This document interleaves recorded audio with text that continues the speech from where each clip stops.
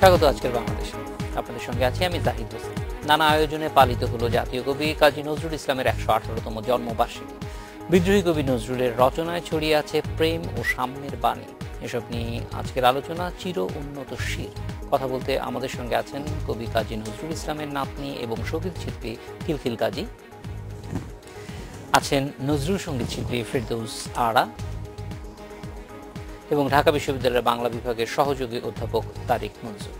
স্বাগত আপনাদের খিলখিল কাজী। আমরা দিনের সারাদিন কিভাবে কাটলো সেটি প্রথমে জানতে চাই। আমরা দেখেছি অন্তত টেলিভিশন যেটুকু কাভারেজ প্রায় দেশের প্রায় সব জায়গা থেকেই আমাদেরকে এখানে উদযাপনের খবর এসেছে। আপনি সারাদিন বিভিন্ন জায়গায় ছিলেন, একটু জানতে চাই মানুষ কিভাবে এখনো নজরুলকে মনে রাখছে, স্মরণ করছে এবং তাদের জীবনচর্চায় নিয়ে আসছে। এটা তো প্রতি বছরের জন্মদিনের মতোই, মাঝে মাঝে আমরা একটু অন্যরকম ভাবে সেগুলো পালন করি। আজকে যেরকম আপনারা সবাই জানেন যে ১৯১৭ সালে কবি নজরুল ইসলাম সেনা বাহিনীতে যোগ দিয়েছিলেন, তারই শতবর্ষ পালন করা হচ্ছে। আজ এবারের থিমটাই হচ্ছে সৈন্য জীবনে নজরুল, কিভাবে সৈনিক জীবনে তিনি আসলেন এবং সেখান থেকেই তার সাহিত্য এবং লেখালেখির উন্মেষ ঘটল। এটা নিয়েই মূলত অনুষ্ঠানগুলো সব হচ্ছে এবং সেই সঙ্গে মার্চ পাস্টের গানগুলো সবাই গাইলো। আর আমরা তো সকাল থেকেই মাজারে দাদুকে শ্রদ্ধা জানালাম, তারপরে ওখান থেকে চলে গেলাম জাতীয় পর্যায়ের অনুষ্ঠানে, আমার কথা বলছি ওসমানীতে। তারপরে ওখান থেকে নানান জায়গায় অনুষ্ঠান করে, মানে আপনি যেটা বলছেন যে নজরুলকে মানে নতুন করে সবাই নজরুলকে নিয়ে ভাবছেন, আবার তারপরে এই ভাবনাগুলোর মধ্যে নজরুলকে জানারও একটা আগ্রহ আছে। যেমন আমি কিছুক্ষণ আগে সন্ধ্যের দিকে হাজার বাচ্চাদের মাঝখানে ছিলাম, তারাও দাদুর কথা শুনতে চাইলেন এবং আমি ঠিক ছোটদের মতন করেই বললাম, দাদু আপনারা ছোটদের জন্য তো নানান কবিতা ছড়া লিখেছেন এবং সেগুলো ঠিক তাদের উপযোগী করেই লিখেছেন, ভাষাটাও কিন্তু তাদের মতন করেই। আমি ঠিক সেইভাবেই তাদেরকে বললাম। তারা অত্যন্ত আগ্রহী। ছোটবেলায় নজরুল কেমন ছিলেন, যতটুকু ওরা বইয়ে পড়েছে তার চেয়ে একটু বোধহয় আমার থেকে একটু অন্যরকম শুনতে চেয়েছে। আমি সেভাবেই বললাম, আমার বাবা, আমার কাকারা, বাড়িতে যারা বড় ছিলেন তাদের কাছ থেকে যা শুনেছি এবং পরবর্তীকালে বই পড়ে যেটা শুনেছি সেভাবেই আমি তাদেরকে বোঝালাম এবং এটাও বললাম যে দেখুন, আমরা তাকে জাতীয় কবি বলছি, কিন্তু সেভাবে তাকে তো সব জায়গায় আমরা প্রকাশ ঘটাতে পারছি না। তার আদর্শ যেটা সবচেয়ে বড়, দেখুন আজকে নাশকতা দীর্ণ পৃথিবী ময় জুড়ে একটা হাহাকার, একটা মানবতার লঙ্ঘন, যেটা কবি সবসময় চেয়েছিলেন যে মানবতার লঙ্ঘন হবে না, এগুলো সবসময় নিরসন চেয়ে এসেছেন এবং সব রকম প্রতিবাদ বলুন, অবিচার অন্যায়ের বিরুদ্ধে সক্রিয়ভাবে তিনি কাজ করেছিলেন। তো এটা আজকে আমরা এই জায়গাটায় এসে আমাদের দেশ বলুন, সারা পৃথিবীময় বলুন, আমি আমার দেশের কথাই প্রথমে বলবো যে আমরা বোধহয় তার যোগ্য উত্তরসূরি হয়ে উঠতে পারিনি এখনো, কারণ আমাদের চোখের সামনে এতই অন্যায় হচ্ছে কিন্তু আমরা সেভাবে কিন্তু অন্যায় প্রতিবাদে মুখর হচ্ছি না। মানে আমরা অন্যায় প্রতিবাদটাকে কিরকম যেন নিঃশব্দে মেনে নিচ্ছি, যেটা নজরুল কখনোই। এবং নজরুলের এই লেখাগুলি শুধুমাত্র বইয়ে থাকলেই হবে না, এটা পড়তে হবে, মনে নিতে হবে, আমি এগুলোই বলেছি, চর্চার মধ্যে আনতে হবে। জীবন স্কুল কলেজ বিশ্ববিদ্যালয়গুলোতে আমি বলেছি ভীষণভাবে পাঠ্যক্রম চালু করে ভীষণভাবে নজরুলকে পড়াতে হবে। শুধু নজরুলের গান কবিতা সাহিত্য নয়, তার জীবনটা কত বড় একটা সংগ্রামীমূলক জীবন ছিল, এই জীবনটা যদি তারা পড়তে পারে, জানতে পারে, তাহলে ওদের জীবনটাকে নিয়ে ভাববে যে কোথায় ছিল নজরুল, কোথা থেকে উঠে এসে আজকে কোথায় গিয়েছেন। সেটা আমি বললাম যে তুমি কোথায় জন্মেছো, কি ছিলে সেটা বড় কথা না, তুমি কি হতে পেরেছো সেটাই বড় কথা। নজরুল কি হতে পেরেছেন, চুরুলিয়ার মতন অন্ডগ্রামে, একটা গণ্ডগ্রামে জন্মগ্রহণ করে সেখান থেকে বেরিয়ে গেছে, নানান স্কুলে পড়াশোনা করেছেন। অনেক গবেষকের মধ্যে এটা খামখেয়ালিপনা ভাবেন তারা, কিন্তু এটা মোটেই খামখেয়ালি ছিল না। তার পৃথিবীতে কিরকম কিছু মানুষ তাকে ভাবুক এবং তারা সবসময় দেশের জন্যে, দেশকে জানার জন্য, জগৎকে জানার জন্য, মানুষকে জানার জন্য না কোথাও না কোথাও বেরিয়ে পড়েন। আর এই বেরিয়ে পড়াটার মধ্যেই মনে হয় তখন ওরা খুঁজে বেড়ান হেতানায় অন্যখানে। এইটা হচ্ছে ভাবুক মানুষের মানে পদচারণা বা তাদের একটা চেতনার মধ্যে এগুলো কাজ করে। তা আমি সেটাই বললাম যে নজরুল যেভাবে বিদ্রোহী কবিতা লিখে ২১ সালে দেখেছেন তো আপনারা, যে কীভাবে উদ্বেলিত করেছিল তখনকার তরুণ সমাজকে এবং দলে দলে বিদ্রোহী প্রকাশের পর দলে দলে সবাই স্বাধীনতা আন্দোলনে স্বদেশী আন্দোলনে যোগদান করেছিলেন এবং এর পরবর্তীতে আমার মনে হয় দাদু বিদ্রোহী লিখলেন, আর আমার বাবা কাজী শফিসে যে বিদ্রোহী আবৃত্তি করে সারা পৃথিবীর বাঙালির ঘরে ঘরে যেখানে পৌঁছে দিলেন, এটা অত্যন্ত একটা বড় ব্যাপার। বাবার মতন করে আবৃত্তি আর কেউ করতে পারলেন না, এটা বাবা বলে বলছি না, তার ভয়েসটা, এই কোয়ালিটিটা যা পেলেন উনি। পিতা লিখলেন এমন এক বিদ্রোহী যেখানে সবাই আমরা বিদ্রোহী হয়ে ওঠার, চির উন্নতিশীল হয়ে ওঠার একটা মানে জায়গা পেলাম। সেখান থেকে আবার বিদ্রোহীটা তার কণ্ঠে, তার পুত্রের কণ্ঠে ধারণ হয়ে সবার কাছে চলে গেল এবং আজও সেটা বিদ্যমান। এবং এখনো মনে হয় আবার নতুন করে বিদ্রোহী শুধু নয়, আমরা যেই সময়টা পার করছি সেই সময়টায় কিন্তু নজরুলকে আবার নতুন করে সবার কাছে নিয়ে আসা সেটা অনেক বেশি জরুরি। আমরা বলছি না যে আসছে না, কিন্তু এটার গুরুত্বটা এবং এটা কনটেক্সচুয়ালাইজড করার যে ব্যাপারটা, যে প্রাসঙ্গিক ভাবে কিভাবে এটা উপস্থাপন করা মানুষ তার জীবন আচরণে নিয়ে আসবে।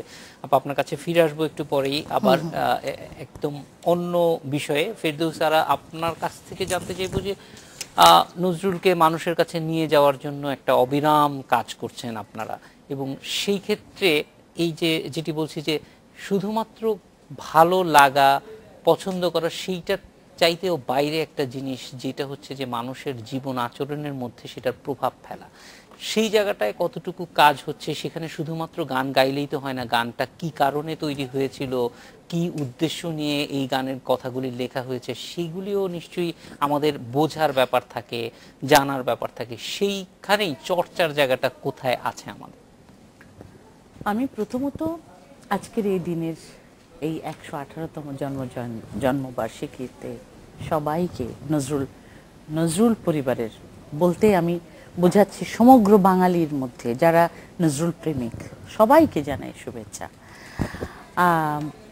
কাজী নজরুল ইসলাম আমার তো মনে হয় জীবন আদর্শ হওয়া উচিত, কারণ তার প্রতিটি কর্মী, তিনি তো 22 বছর আর সামান্য কিছু কয়েক মাস বেশি কাজ করেছেন।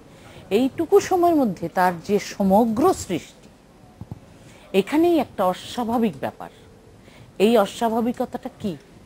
এটা স্রষ্টার দেওয়া কিছু, একটা স্পেশাল কিছু, যেটা তিনি কি পড়লেন, কোথায় পড়লেন, কতখানি পড়লেন, এইটা বড় জিনিস নয়। বড় জিনিসটা হচ্ছে তিনি এখন আমাদেরকে কি করে কোন আদর্শে নিয়ে যাচ্ছেন। তার চর্চা যারা করছেন তারাই কিন্তু বুঝতে পারেন কিছুটা হলেও।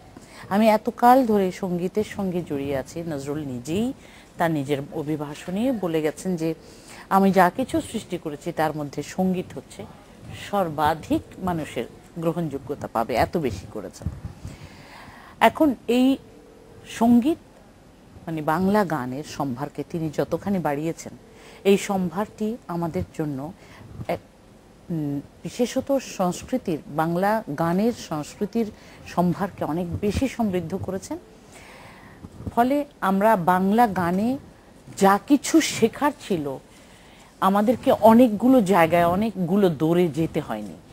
আমি তো মনে করি শুধু নজরুল সঙ্গীতই যদি আমরা ফলো করি তাহলেই কিন্তু গানের যে আঙ্গিকগুলো তার সবগুলো দিক দেখা হয়ে যাবে একজন শিল্পী যদি তিনি তার কণ্ঠকে সাধনা করেন এবং নজরুল সঙ্গীতের প্রতিটি আঙ্গিককে যান, তাহলেই ওখান থেকে বেরিয়ে আসা বড় কঠিন। এটা হলো সঙ্গীতের দিকটি। নজরুল যা কিছু তার সৃষ্টি করে গেছেন রচনায়, তার চলচ্চিত্রে, তার নিজের জীবন দিয়ে, সাংবাদিকতায়, একজন প্রেমিক কবি, বিদ্রোহী শুধু নয়, যে কালে নারীকে নিয়ে কেউ ভাবতো না, সেকালে তিনি নারীকে নিয়ে কত সুন্দর কবিতা লিখে গেছেন। তিনি সামাজিক নবজাগরণ তৈরি করেছেন প্রতিটি ক্ষেত্রে। তো অসাম্প্রদায়িকতার চূড়ান্তে যেই কবি অন্যের ভুখা যারা কষ্টে আছেন তাদের কথা ভাবছেন, যে কবি ওই সবকিছু ওই অল্প সময়ের মধ্যে, যিনি নিজে নাটক, নাটিকা, ফিল্ম তৈরি করেছেন, সেখানে সঙ্গীত রচনা করেছেন, সুরারোপ করেছেন, কম্পোজ করেছেন, সর্বশ্রেষ্ঠ কম্পোজার, যাকে সর্বশ্রেষ্ঠ বলেই বিশ্বকবি রবীন্দ্রনাথ ঠাকুরের প্রথম ফিল্ম গৌরা ফিল্মের তিনি হচ্ছেন সফল মিউজিক কম্পোজার, এবং সে কারণেই ওই ফিল্মটির থিম সংটি ছিল নজরুল সঙ্গীত, উষা এলো চুপি চুপি, তাই না, খিলখিল। এই গানটি যখন করা হয়েছে তখন একটি বাধা ছিল যে ব্যাপারটা কি হচ্ছে ফিল্ম, সেখানে কেন নজরুলের আধিক্য বা প্রভাব কোনো একটি দল হয়তো চাচ্ছিল না, ফিল্মটি তৈরি হওয়ার পরেও ওটা রিলিজ পাচ্ছিল না। এরকম একটি সময়ে নজরুল তাদেরকে নিয়েই, যে যারা টাকা পয়সার লগ্নি করেছে তাদের নিয়েই বলছে যে উনি শান্তিনিকেতনে ওনাকে ধরবো, পাওয়া যাবে, এবং গেলেন। এবং উনি রবীন্দ্রনাথ ঠাকুর তাকে ভীষণভাবে অভ্যর্থনা করলেন এবং জানতে চাইলেন। উনি বললেন যে আপনি আমাদের এই ফিল্মটি দেখে কোন গানটি বা কোনো কিছু আপনার ভালো না লাগলে আপনি কাইন্ডলি আমাদের এই জিনিসটা একটু ঠিকঠাক করে দিলে আমরা একটা রিলিজ দিতে পারি, এতগুলো লোক আটকে যাবে। তখন রবীন্দ্রনাথ ঠাকুর বলেছেন যে এই কাজটি যিনি চূড়ান্তে আছেন তাকেই দেয়া হয়েছে, তিনি কাজী নজরুল ইসলাম। তিনি যেটা ভালো মনে করেছেন সেটাই করেছেন, আপনি শুধু কাগজটি দিন আমরা সাইন করব। তো এই পারস্পরিক সৌহার্দ্যগুলো বিরাট আস্থাবোধ ছিল, কারণ এটি সত্যিকার অর্থেই আটকে যাচ্ছিল যে রবীন্দ্রনাথের অ্যাপ্রুভাল ছাড়া কিভাবে গোরার সঙ্গীত আয়োজন করা হয়েছে। এবং সেক্ষেত্রে কিন্তু মানে রবীন্দ্রনাথ শুনতেও চাননি না, এই পরিমাণ, কারণ ওই কারণেই তো তাকে ওই দায়িত্বটা দেয়া হয়েছিল, সর্বশ্রেষ্ঠ কম্পোজার ছিলেন উনি। অবশ্যই আপা, আপনার কাছেও ফিরে আসবো আমরা। তারিক মঞ্জুর, আপনার কাছ থেকে একটু চর্চার দিকটা, প্রাতিষ্ঠানিকভাবে আমরা কতটুকু চর্চা করছি বাংলাদেশে, এবং সেই চর্চার মধ্যে যেটি হয় যে স্কুল কলেজে পাঠ্যে যথেষ্ট নজরুল আছে, কিন্তু সেই নজরুল শুধুমাত্র মানে মানুষের কাছে পৌঁছাচ্ছে কিনা, সেইখানে আমার কাছে সবসময় মনে হয় যে শিক্ষা ব্যবস্থার একটা বড় জায়গা যেখানে এই টেক্সটটাকে তার শিক্ষার্থীর কাছে তার মতো করে উপস্থাপন করা, নিজের কাছে নিয়ে আসা, অর্থাৎ চেতনার জায়গাটি যেটা আমরা সবসময়ই খুঁজছি এখন, যে চেতনার জায়গায় নজরুল কোথায় যাচ্ছে। হয়তো তথ্যগতভাবে বলা যাবে যে বাংলাদেশে প্রায় সব শ্রেণীতেই নজরুল পড়া হয়, কিন্তু সেইখানে কতটুকু সার্থকভাবে নজরুলের চেতনা শিক্ষার্থীরা নিতে পারছেন বা পারছেন না, সেটির একটু আলোচনা যদি আপনার কাছ থেকে পাই। স্যার, আমরা যদি একটা বিরতির পরে আসি আপনার কাছে, এই বিষয়টা নিয়ে একটা বিরতির পরে আপনার কাছে আসছি। আজকের বাংলাদেশে নিচ্ছে একটা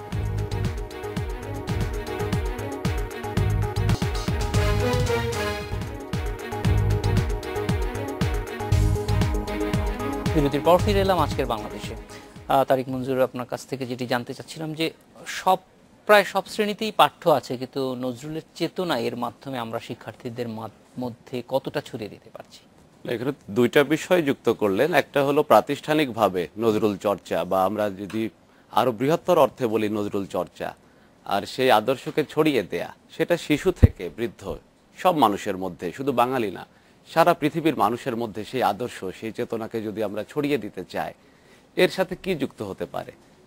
আমরা প্রাতিষ্ঠানিকভাবে যদি একটা পাঠ্য দিয়ে দেই ছাত্রদের কাছে, সেটা কি তার কাজ হয়ে যাবে? নজরুলের জীবন আদর্শ কি সেইভাবে তৈরি হয়েছে? তা তো না। একজন মানুষের বেড়ে ওঠা, তার চারপাশের পরিবেশ, চারপাশের মানুষ, অনেক কিছু মিলিয়েই যুক্ত হয়। এখন আমরা যদি এরকম একজন আদর্শ, এমন একজন ব্যক্তিত্বের আদর্শ আমরা আমাদের নতুন প্রজন্মের মধ্যে ছড়িয়ে দিতে চাই, তাহলে শুধু পাঠ্য দিয়ে কাজ হবে না। একটু আগে আমরা যে গানের কথা শুনলাম, নজরুলের গান, নজরুলের আবৃত্তি, নজরুলের কবিতা, সবকিছু যেগুলোকে আমরা ভালোবেসে গ্রহণ করব, সেগুলো আমরা হৃদয়কে ধারণ করতে পারবো। আর হৃদয়ে যেগুলো ধারণ করতে পারবো, সেগুলোই কিন্তু আমাদেরকে চেতনা তৈরি করবে, যেটা চির উন্নত মম শির। এই মম শুধু একজনের শির না, এই মম হলো সবার মধ্যে, এই আমিত্ব, এর সবার মধ্যে তার একটা জাগরণ দরকার। আজকে এটা 2017 সাল, শুরুতেই যে কথাটা হচ্ছিল যে নজরুল জীবনের, তার সৈনিক জীবনের 100 বছর পূর্তি। 1917 সালের শেষ দিকে তিনি চলে গেলেন, সেনানিবাসে চলে গেলেন, করাচিতে গেলেন। প্রায় 2.5 বছরের তার জীবন ছিল, এবং তারপরে যখন ফিরে এলেন আমরা পেলাম অন্য এক নজরুলকে। এবং সেটা কি অস্ত্র হাতে এক নজরুল? সেটা কি শুধু গুলি, শুধু কি সৈনিক জীবন? না, সে আদর্শ আরো অনেক কিছুকে ধারণ করে। নজরুলের যে সাহিত্য চর্চা, নজরুলের যে লেখালেখি, এই সব কিছুর মধ্যে জড়িয়ে আছে যা কিছু অনিয়ম, যা কিছু অসত্য, সেগুলোকে আমাদেরকে ভেঙে ফেলতে হবে। এবং সেখানেই অনিয়মের মধ্যে শুধুমাত্র সামাজিক অনিয়ম সেখানেই সীমাবদ্ধ থাকেনি, অনিয়মের মধ্যে অনেক নতুন নতুন জায়গা তিনি আমাদের সামনে নিয়ে এসেছে। যেমন নারী পুরুষের মধ্যে যে নানান রকম অনিয়ম চলছে, ধর্মের মধ্যে অনিয়ম চলছে, সমাজের মধ্যে অনিয়ম চলছে, এবং রাষ্ট্র নিয়ন্ত্রণের মধ্যে অনিয়ম চলছে, সবগুলি বিষয় কিন্তু এনেছেন এবং এখনো পর্যন্ত 100 বছর আগের মতোই প্রাসঙ্গিক রয়ে গিয়েছে বিষয়গুলো। নজরুলকে আমরা যদি বিদ্রোহের কবিও বলি, অনেকে বলছে এই একটা মাত্র উপাধি বা একটা মাত্র টাইটেল দিয়ে তাকে সীমিত করে ফেলা হচ্ছে। কিন্তু যদি আবার এই বিদ্রোহের মধ্যেও আমরা খুঁজি, তাহলে কিন্তু আমরা বহু মাত্রা দেখতে পাবো। যেটা আপনারা বলছিলেন যে নারী পুরুষের মধ্যে বৈষম্য, যদি আমরা বলি অর্থনৈতিক যে বিভাজন, শ্রেণী সাম্য তিনি চেয়েছিলেন, ধর্মীয় যে জাতপাত বা বিভাজন এগুলোও তিনি চাননি। সহজ কথা হলো অমঙ্গল, অনৈতিকতা, অসুন্দর, এগুলোর বিরুদ্ধে তার বিদ্রোহ। নজরুলের বিদ্রোহেরও বহু মাত্রা রয়েছে। আসলে অবশ্যই বিদ্রোহটাকেও একেবারে ছোট করে যদি শুধুমাত্র বলা যায় স্ট্যাবলিশমেন্টের বিরুদ্ধে বিদ্রোহ, সেটা না। সত্যিকার অর্থে এই বিদ্রোহটা ওই শেষ পর্যন্ত আবার প্রত্যেকটা সমাজের প্রত্যেকটা ধাপে, প্রত্যেকটা স্তরেই ছড়িয়ে যাচ্ছে। বিদ্রোহের ওই উপাদানটা তো এখনো পর্যন্ত খুবই প্রয়োজনীয়, কারণ আমরা দেখছি যে সেই জায়গাটির হয়তো পরিবর্তন সেভাবে হয় না, নারীরা এখনো নিগৃহীত হচ্ছে, সামাজিক বৈষম্য এখনো আগের চাইতে অনেক আবার আরেকটা পরিসংখ্যান এসে দেখা যাচ্ছে যে আমাদের অর্থনৈতিক উন্নয়নের সঙ্গে আমাদের ধনী গরিবের ব্যবধান বেড়ে যাচ্ছে, ফলে ওই বাস্তবতার মধ্যেই আমরা ঘুরে ফিরে একই পাকে কিন্তু থেকে যাচ্ছি। তবে সাধারণ মানুষ কিন্তু বিদ্রোহ কথাটি যখনই বলা হয় বিদ্রোহী কবি কাজী নজরুল ইসলাম, তখন সাধারণ যে আপামর জনসাধারণ কিন্তু কথাটিকে একটি জায়গায় নিয়ে আসে, শুধু বিদ্রোহী কবি, তাহলে উনি সারাক্ষণই মারদাঙ্গা কবি নাকি, এরকম একটা ব্যাপার। কিন্তু জিনিসটা তো তা নয়, এতখানি ভেতরে ঢুকে বুঝবে প্রেমের কবি, মানুষের কবি, কি করে বুঝবে, এই বোঝানোর যে একটা বিষয় রয়েছে। কিন্তু অনেক সময় হয় কি, স্যারের প্রতি বলছি আর কি, ট্যাগ ওয়ার্ড যে কোনো বিষয়েই ব্যবহার করলে পরে সেটার যেমন সুবিধা আছে অসুবিধা আছে। এখন নজরুলকে এটা হয়তো এখন যারা বিজনেস ক্ষেত্রে, ব্যবসার ক্ষেত্রে ট্যাগ ওয়ার্ড ব্যবহার করে, ক্যাচ ওয়ার্ড হিসেবে তারা যখন একটা কিছুকে নেয় তখন একরকম, আবার সেটার সুবিধা এবং অসুবিধা দুইটাই আছে। নজরুলের ক্ষেত্রে আমরা যেমন সুবিধা পেয়েছি যে বিদ্রোহী কবি হিসেবে তিনি আমাদের পুরো সমাজকে প্রতিনিধিত্ব করতে পেরেছেন, কারণ ওই সময় আমরা এত বেশি মার্জিনালাইজড ছিলাম। আবার একই সঙ্গে নজরুলের যে আরো অনেকগুলি জায়গা, প্রেমের ক্ষেত্রে তার যে অবদান আছে, সেটা মনে হয় যে মানে প্রেমের কবিতা বুঝি উনি লেখেন নাই, প্রেমের বা সমাজ পরিবর্তনের দিকে তার যে লেখা, এবং সবচেয়ে বড় শক্তির জায়গা যে জায়গাটিতে অসাম্প্রদায়িকতা, সেই জায়গাটা আমরা কিন্তু যখন আমরা একটা সাম্প্রদায়িকতার ভিত্তিতে রাষ্ট্র হিসেবে চলা শুরু করেছিলাম 47-এ, তখন কিন্তু নজরুলকে আমরা একটা ধর্মীয় কবি হিসেবে নিয়েছিলাম, এবং সেখান থেকে এখনো আমরা বের হয়ে আসতে পারি না। প্রকৃত নজরুলকে বের করে আনতে হলে কিন্তু ওই অসাম্প্রদায়িক নজরুলকে আরো উপরে নিয়ে আসতে হবে, এবং সেই চর্চাটা আমাদের দেশে খুব কঠিন, কারণ এটা প্রায় অর্ধ শতাব্দীর চর্চা। আমি বলছি এই চর্চাটা মানে সাধারণের মধ্যে নজরুলকে একটা ধর্মের প্রতিনিধিত্ব হিসেবে উপস্থাপন করার চেষ্টা করা হয়েছে, কিন্তু সেই চেষ্টাটা সফল হয়নি। কারণ তার অসাম্প্রদায়িক চেতনাটা কি, যে সকল ধর্মের মানুষ আমরা এক জায়গায় করতে পারবো, যেটা নজরুল চেয়েছিলেন, যে সকল ধর্মের মানুষ একটি গাছের তলায় আসবে। তাকে তো সাম্যের কবি, এটা একটা অনেকটা সাম্যের কথাই বলা হচ্ছে। তা আমরা যদি এরকম একটি রাষ্ট্রে থাকি এবং সকল ধর্মের মানুষ যদি সেটা বুঝতে পারি যে আমরা কে কি ধর্ম তো আগে দেখছেন, আমরা সবাই মানুষ, আমাদের কাজে কর্মে, আমাদের বিদ্যায় বলুন, যে কোনো ব্যাপারেই বলুন, আমরা সবাই মানুষ এবং একসাথে কাজ করছি। আমরা কোনো বিপদে পড়ি বা অন্যায় অবিচার দেখি, সেখানে যেন একযোগে কাজটা করতে পারি, একযোগে ঝাঁপিয়ে পড়তে পারি। একজন নিগৃহীত হচ্ছে, আমি আজকের কথাই বলছি, এখনকার সময়কার কথা, যে আমরা নজরুলকে জাতীয় কবি বলছি, তার যে চেতনার কবি বলছি, কিন্তু এগুলো কিন্তু কেউ ধারণ করছি না, কিন্তু অনুধাবন করতে পারছি না নজরুল ইসলামকে। কিন্তু আমরা এখন কি করছি, একজন নিগৃহীত হচ্ছে, সেখানে আমরা ওই সেলফি মানে একটা ক্যামেরা দিয়ে তার ছবিটা পিক করে আমরা ইন্টারনেটে ছড়িয়ে দিচ্ছি, কিন্তু আমরা ওই সময়টা কি করব, তাকে হেল্প করব, যে নিগৃহীত হচ্ছে তাকে আরো 10 জনকে ডেকে নিয়ে তাকে উদ্ধার করার চেষ্টা করবো, কিন্তু আমরা সেটা করছি না। আমাদের তিনি দেখুন মনুষ্যত্বেরও একটা বিরাট কবি ছিলেন, মানবতার কবি। তাকে বলা হচ্ছে মানুষের সাথে তো পথ চলেইছেন সারা জীবন, মানুষের জয়গান গেয়ে গেছেন। সেই ক্ষেত্রে কিন্তু আমরা মানুষরা এখন কি করছি, ওই মনুষ্যত্বটা ভুলে গেছি। তখন কিন্তু আমরা নজরুলকে আর আর পাচ্ছি না। এবং যে মনে করে যে নজরুল তার প্রিয় কবি, তার জাতীয় কবি, তাহলে তার মধ্যে যদি এই মানবিকতা না থাকে তাহলে সেটা আর সার্থক হয় না।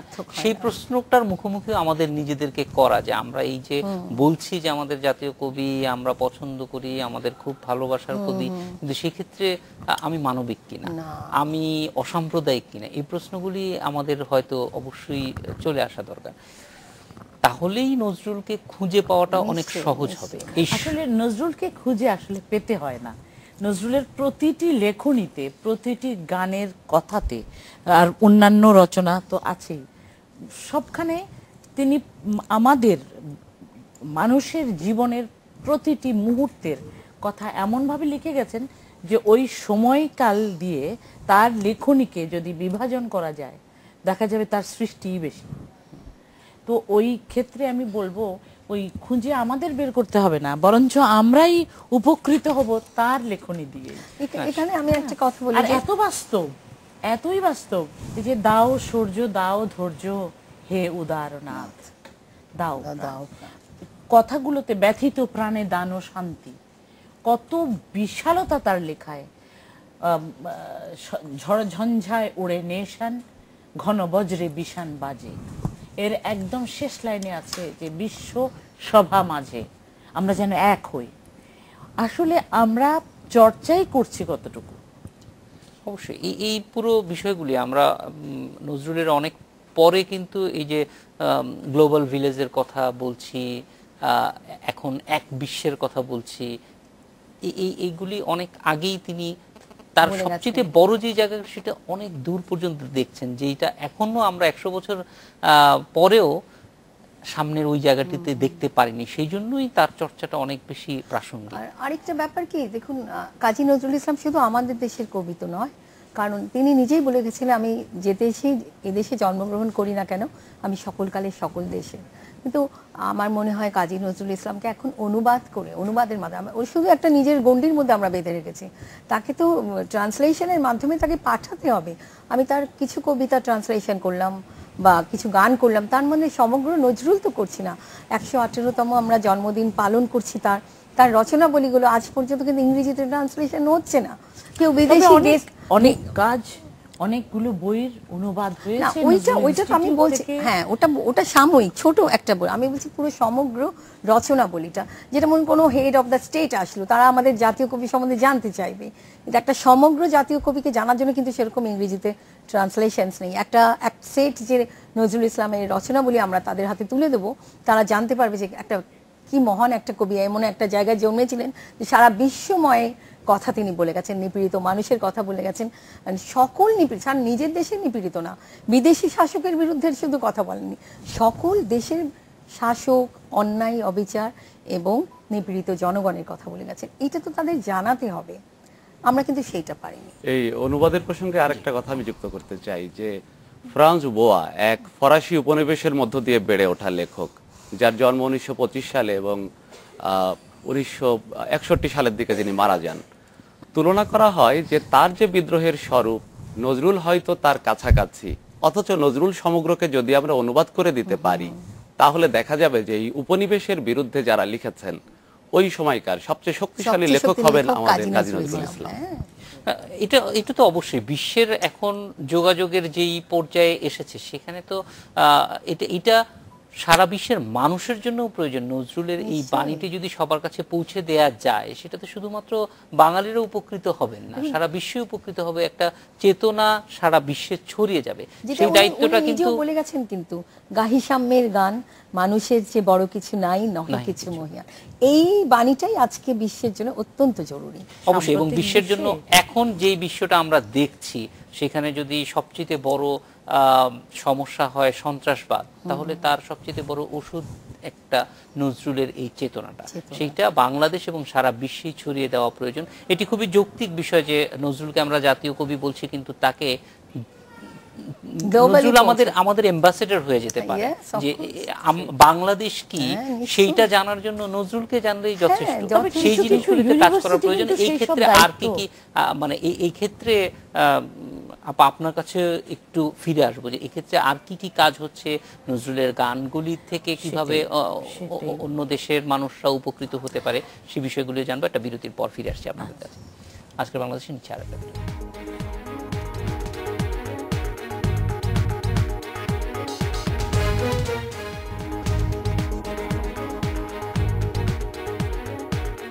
বিরতির পর ফিরে এলাম আজকের বাংলাদেশে। ফেরদৌসারা, চর্চার ক্ষেত্রে সঙ্গীতের চর্চাটা, নজরুল সঙ্গীত কিরকম হচ্ছে? নিশ্চয়ই বিস্তার আরো বাড়ছে। আপনার কাছ থেকে একটু জানতে চাই, অনেক আমি দিন যাবত ভীষণ আশাবাদী, কাজ করছেন। ভীষণ আশাবাদী। আমি Dhaka university, private university, music college, Nazrul institute এবং আমার প্রতিষ্ঠান সুর সপ্তক, এই সবখানে শেখাতে গিয়েই আমি দেখেছি স্টুডেন্টসদের মধ্যে কি পরিমাণ আগ্রহ, এবং তাদের বাংলাদেশের এইসব ছেলেমেয়েদের কণ্ঠশৈলী, কণ্ঠ সমৃদ্ধ, অপূর্ব কণ্ঠ।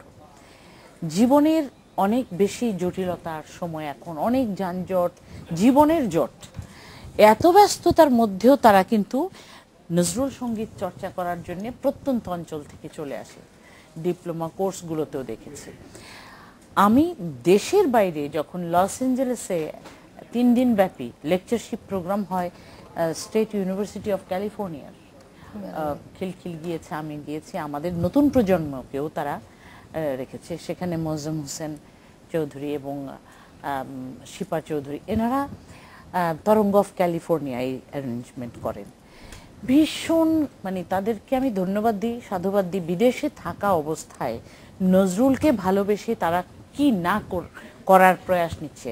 শুধু সেখানেই শেষ নয়, তারা সেখানে বসেও এই দেশে তাদের গ্রামে সেই তাদেরই জমি সমস্ত অ্যাকোয়ার করে নিয়ে নিজেরাই নজরুল নগর বানাচ্ছে। এইভাবে যে ব্যক্তি পর্যায়ে যে কাজগুলো হয়ে যাচ্ছে আজকে, শুধু সেখানে নয়, বিশ্বের অনেকগুলো ইউনিভার্সিটিতে নজরুল চর্চা হচ্ছে। বিদেশি ছেলেরাই পড়ে, বিদেশি মেয়েরাই পড়ছে, এবং তারাই প্রশ্ন উত্তর পর্ব করে।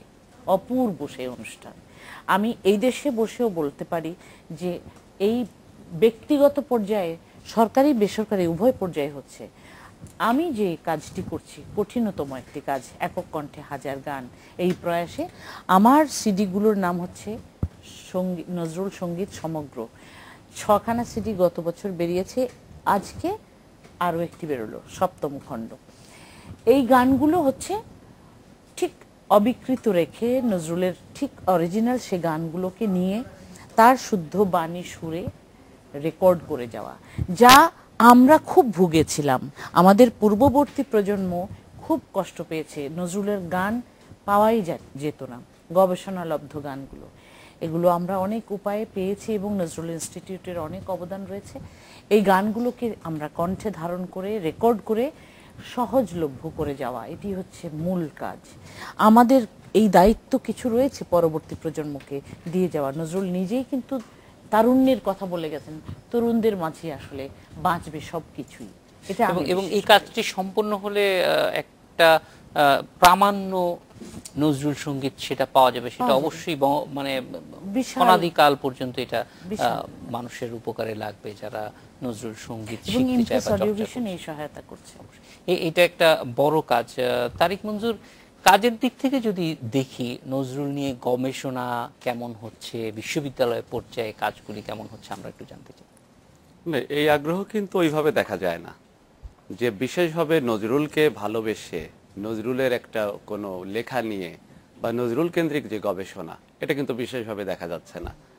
আমরা যে 30 সালে যে বিশ্ববিদ্যালয় তৈরি করেছি, জাতীয় কবি কাজী নজরুল ইসলাম বিশ্ববিদ্যালয়, যেটা যে মানের এবং যে উচ্চ পর্যায়ের হওয়া দরকার ছিল বা আমরা আশা করেছিলাম, সেই পর্যন্ত কিন্তু পাইনি। ওখানে অনেকগুলো বিভাগ আছে, অনেকগুলো ডিপার্টমেন্ট আছে, সেখানে নজরুলের কোর্স সেটা নামমাত্র রাখা হয়েছে। এবং সেখানে মার্কসের যে সিস্টেম, পরীক্ষার মধ্যে যে মার্কস রাখা হয়, সেটাও অত্যন্ত কম। আমরা বলেছিলাম আমাদের অনেক সুযোগ ছিল নজরুলকে প্রাতিষ্ঠানিক পর্যায়ে, গবেষণা পর্যায়ে নিয়ে আসার জন্য আরো বিস্তৃত সুযোগ ছিল। নজরুল আমাদের কবি, একটু আগে যেটা আমরা শুনলাম যে নজরুলকে নিয়ে বাইরেও কিছু আলোচনা হচ্ছে, কাজ হচ্ছে, গবেষণা হচ্ছে, কিন্তু আমরা কোথায় আছি?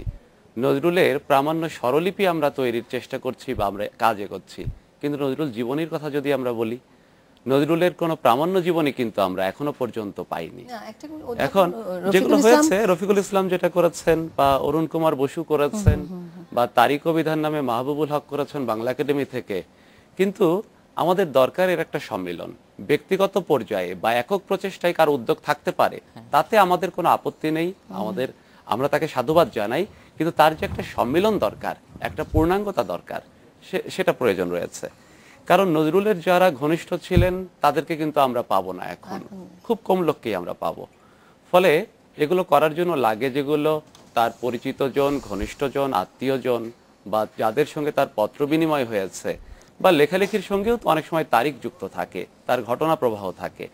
এইগুলো যেটা আপনি বলছেন যে প্রাতিষ্ঠানিক পর্যায়ে গবেষণা, এগুলো আমাদের গবেষণার অন্তর্ভুক্ত হতে পারে এবং আমরা একটা পূর্ণাঙ্গ নজরুল জীবনীও তৈরি করে ফেলতে পারি, নিয়ে আসতে পারি নজরুলকে। অবশ্যই এই ক্ষেত্রে মানে কাদের নেতৃত্ব দেওয়া উচিত? আমরা দেখেছি যে নজরুল সমগ্র বের করেছে বাংলা একাডেমি, কিন্তু একই সঙ্গে সেখানে কিন্তু একটা যদি ইংরেজি ভার্সন তৈরি করার উদ্যোগ এখন নেওয়া হয় এই সমগ্রটা, তাহলে বাংলা একাডেমি হয়তো একটা ধাপ এগিয়ে যাবে। কারণ আগের যে কাজটা, এটা বলা যায় যে সবগুলোকে একসঙ্গে করে নিয়ে একটা জায়গায় করেছে, এটাও একটা বড় কাজ, কিন্তু আরও যদি বিস্তার করতে হয়, যেটি বলা হচ্ছিল যে ইংরেজি মাধ্যমে যদি এটাকে নেওয়া যায় তাহলে হয়তো অনেক বেশি এই কাজটা আসলে মানুষের কাছে ব্যক্তি পর্যায়ে এবং প্রতিষ্ঠান পর্যায়ে, সরকারি উদ্যোগে এবং বেসরকারি উদ্যোগে, সরকারি এবং বেসরকারি সব দিকে আসলে যদি এটি করা হয় তাহলে অবশ্যই অনেক ভালো হবে।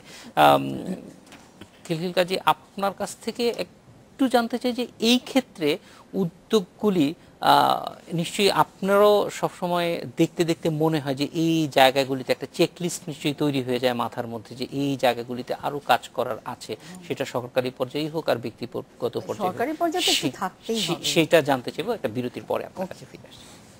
আজকে বাংলাদেশে নিচ্ছে আর একটা বিরতি।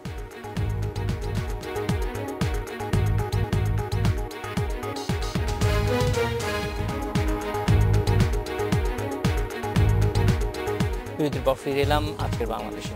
খিলখিল কাজী, যেটি বলছিলাম যে অনেক কিছু করার আছে এবং সেগুলির তালিকাও নিশ্চয়ই মাথায় ঘুরে, কি ধরনের কাজ মনে করেন যে হওয়া প্রয়োজন এখন? এতক্ষণ ধরে তো নজরুলের নানান দিক আমরা আলোচনা করলাম। আপনি কি একটা খেয়াল করেছেন তার নাটকটা ভীষণ অবহেলিত? তার নাটকে, প্রতি নাটকে তার একটা মেসেজ থাকে। আমরা নাটক নিয়ে কেউ চিন্তা করলাম না। আমি অনেক বিখ্যাত নাট্যকারদের সাথে এখানে কথা বলেছি, আপনারা অনেক নাটক নিয়ে বিদেশে চলে যাচ্ছেন, কিন্তু ওয়াই নট কাজী নজরুল ইসলাম?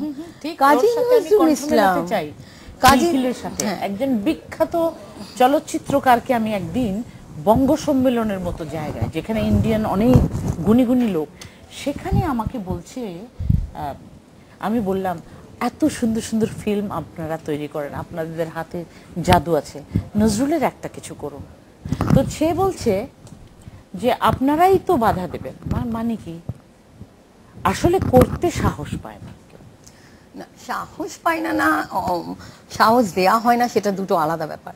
কিন্তু আমি যেরকম বললাম যে নাটকটার ব্যাপারে ভীষণ অবহেলিত তার নাটকগুলো, এবং এই নাটক নিয়ে এত বড় বড় নাট্যকার আছে বাংলাদেশে, কিন্তু কেউ আগ্রহ দেখায় না। তার মানে কি তারা নজরুল ইসলামকে খাটো করে দেখছেন? তিনি কি শুধু গান রচয়িতা? একটা সময় গেছে কিন্তু ভারতবর্ষে, পশ্চিমবঙ্গেই তাকে গীতি কবি করে বানিয়ে রেখেছিল, আর কিছুই নেই নজরুলের। সে তো কটা গান লিখেছেন, তো এই জন্য নজরুল গীতি এই হিসেবেই একটা প্রচেষ্টা করা হয়েছিল।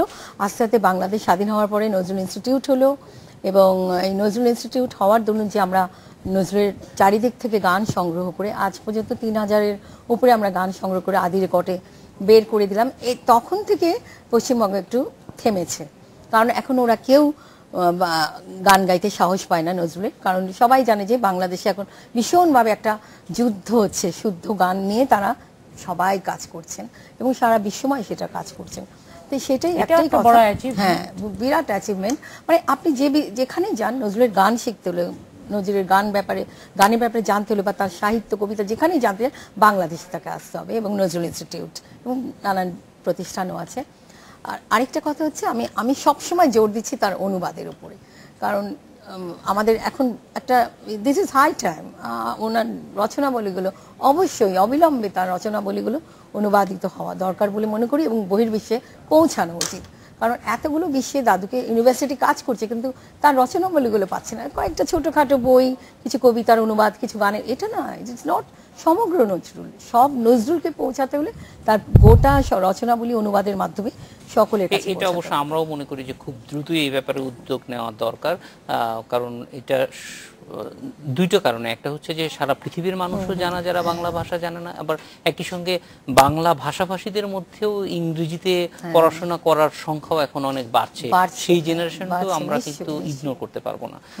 ফেরদৌসা, গানের ক্ষেত্রে যদি বলেন, চর্চার ক্ষেত্রে আমাদের নজরুল চর্চা কিরকম জায়গায় আছে, এবং বলছেন যে অনেক নতুন প্রজন্মের অনেকেই এখানে আসছেন, তাদের মধ্যে সামনে এগিয়ে যাওয়ার বা একটা স্থান করে নেওয়ার কণ্ঠশৈলীর কথা বললাম, নতুন প্রজন্মের আগ্রহের কথা বলেছি, এখন বলবো নজরুলের যে জনপ্রিয় গান, এটা কিন্তু একটা বিশেষ সীমাবদ্ধতা এতদিন ছিল যে 150 গান 200 গান সবাই শুনতো, জনপ্রিয় গানগুলোকে ওই গানগুলি গানতো, এইভাবে বলা হতো।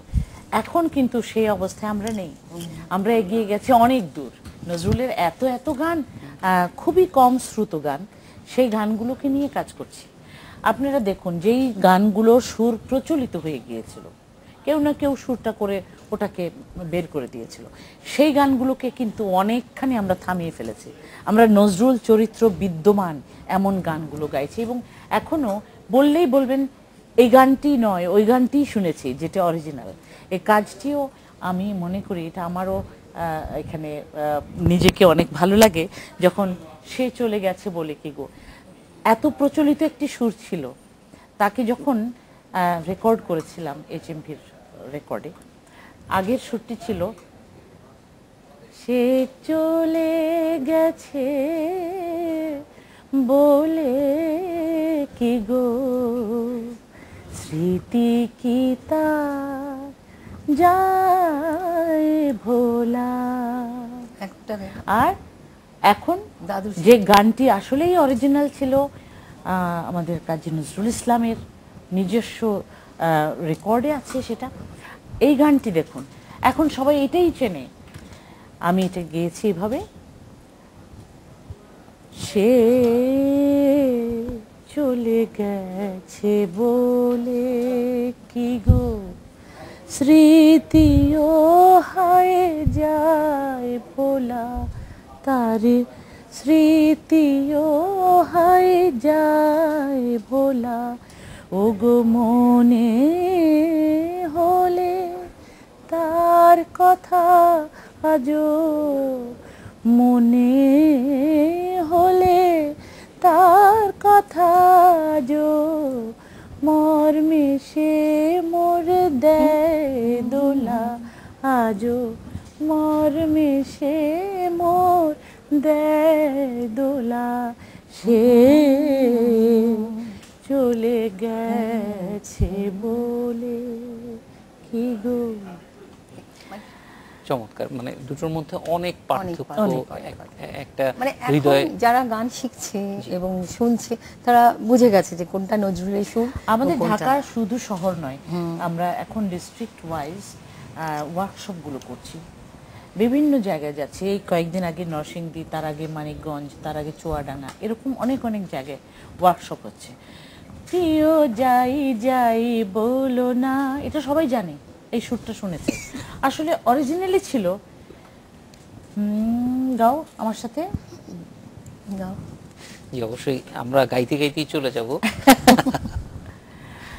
হ্যাঁ,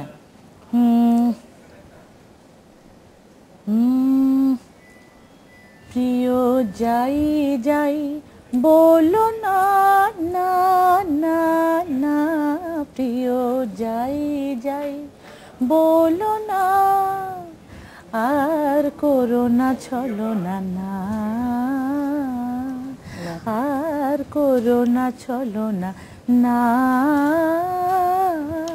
প্রিয় যাই যাই বলো না, না না না, প্রিয় যাই যাই বলো না। কিন্তু আমাকে বলতেই হচ্ছে, আপনাদের তিনজনকে অনেক ধন্যবাদ, যেতে হচ্ছে। ভালো থাকবেন। এই ছিল আজকের বাংলাদেশে, দেখা হবে আগামী রোববার একই সময়। শুভরাত্রি।